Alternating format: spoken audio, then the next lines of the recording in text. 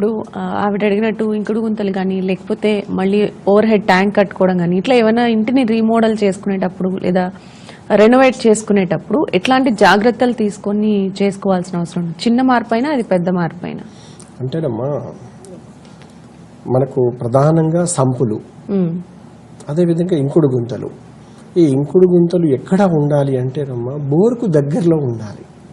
బోరుకు ఒక 3 అడుగుల దూరము 5 అడుగుల దూరంలో. అది కూడా ఇంకుడు గుంతలకు ఒక శాస్త్రీయత ఉందమ్మా.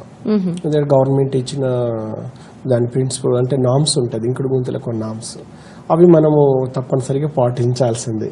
ఎందుకంటే అలా మనం పాటించినప్పుడు ఏంటంటే కొంచెం భూములు ఏంటంటే ఎక్కువ శాతం బ్యాక్టీరియా కావచ్చు, ఇంకా దుమ్ము ధూళితో అంతా ఇబ్బంది, అంటే వాటర్ కూడా కలుషితం అవుతుంది కదా.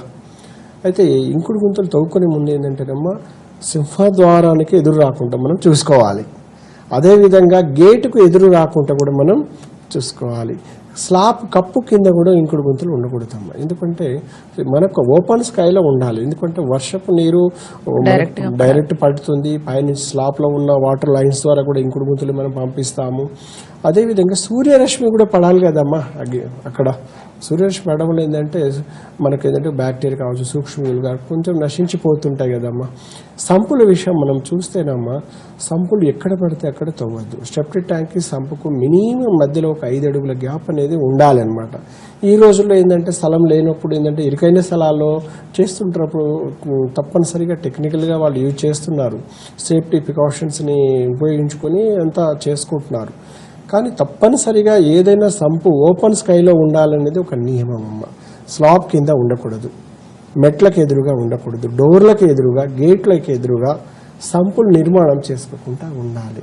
సంపు నిర్మాణం చేసుకునేటప్పుడు అష్టదిక్పాలకులు కానీ వాస్తు పురుషుడు కానీ ఇబ్బంది కలిగించకుండా మనం ఏర్పాటు చేసుకోవాలమ్మా. ఇలాంటి జాగ్రత్తలు తీసుకుంటే మనకి ఎలాంటి ఇబ్బందులు రావు.